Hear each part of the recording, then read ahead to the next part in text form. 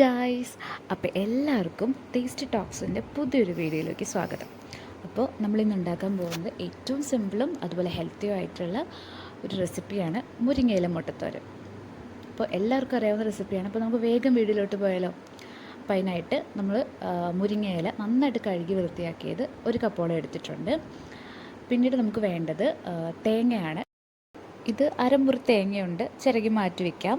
പിന്നീട് 2 മുട്ട, അതിനുശേഷം ചെറിയ ഉള്ളി 8 എണ്ണം നന്നായി തൊലി കളഞ്ഞ് വട്ടത്തിൽ മുറിച്ച് വെച്ചതാണ്. പിന്നീട് എരിവിനാവശ്യമായ പച്ചമുളക്, ആവശ്യത്തിന് ഉപ്പ് വേണം.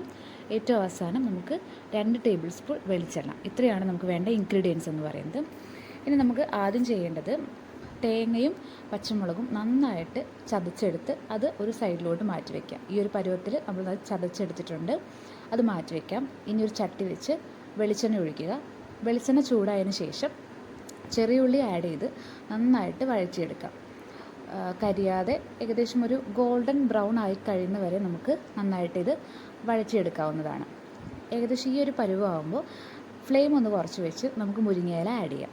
മുരിങ്ങയില ആഡ് ചെയ്തതിന് ശേഷം അതിലോട്ട് അല്പം ഉപ്പും പിന്നീട് 1 കപ്പ് വെള്ളം ഒഴിക്കുക.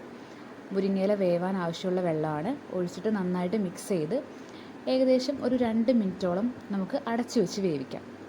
അടച്ചു വെക്കുമ്പോൾ പ്രത്യേകം ശ്രദ്ധിക്കണം, തീ ഒരു മീഡിയം ഫ്ലെയിമിന് ആക്കി വെക്കുക. ഇടയ്ക്കിടയ്ക്ക് ഇളക്കി കൊണ്ടെടുക്കുക.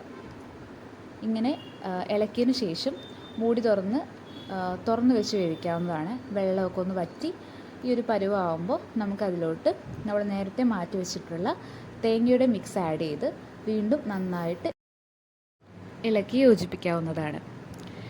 ഇപ്പോൾ നമ്മുടെ തേങ്ങയും മുരിങ്ങയിലെല്ലാം നന്നായിട്ട് കുക്കായി വന്നിട്ടുണ്ട്. വേണമെങ്കിൽ നമുക്ക് 1 മിനിറ്റ് ഒന്ന് അടച്ചു വെച്ച് വേവിക്കാം. ഇപ്പോൾ ഇത് കറക്റ്റ് പാകമായിട്ടുണ്ട്. ഇനി നമ്മളിതിലേക്ക് നേരത്തെ മാറ്റി വെച്ചിട്ടുള്ള കോഴിമുട്ട 2 എണ്ണം പൊട്ടിച്ച് അതിലോട്ട് ഒരു നുള്ളുപ്പും കൂടെ ആഡ് ചെയ്തിട്ടുള്ള മിക്സ് ഈ ഒരു തേങ്ങയിലോട്ട് നമ്മൾ ആഡ് ചെയ്യണം. എന്നിട്ട് തീ ഒരു മീഡിയം ഫ്ലെയിമിൽ വെച്ച് ഈ ഒരു മുട്ട നന്നായിട്ട് കുക്കാവുന്ന വരെ നമുക്ക് നന്നായിട്ട് ഇളക്കി കൊടുക്കാം. കൈയെടുക്കാതെ ഇളക്കി കൊടുക്കണം, കരിഞ്ഞു പോകരുത്. ഇപ്പോൾ നമ്മുടെ മിശ്രിതം ഏകദേശം റെഡി ആയിട്ടുണ്ട്. നമുക്ക് നല്ലൊരു പ്ലേറ്റിലോട്ട് ഇത് മാറ്റാവുന്നതാണ്. കഞ്ഞിയുടെ കൂടെയും ചോറിൻ്റെ കൂടെയൊക്കെ നന്നായി പോകുന്ന നല്ലൊരു ഡിഷാണ്. അപ്പോൾ എല്ലാവരും ഇത് വീട്ടിൽ ട്രൈ ചെയ്യുക. നിങ്ങളുടെ ഒപ്പീനിയൻസ് എല്ലാം നമ്മുടെ കമൻസിലൂടെ അറിയിക്കുക. അതുപോലെ നമ്മുടെ പേജ് ഒന്ന് ഫോളോ ചെയ്യുക, സപ്പോർട്ട് ചെയ്യുക. അപ്പോൾ അത്രയേ ഉള്ളൂ. ബൈ.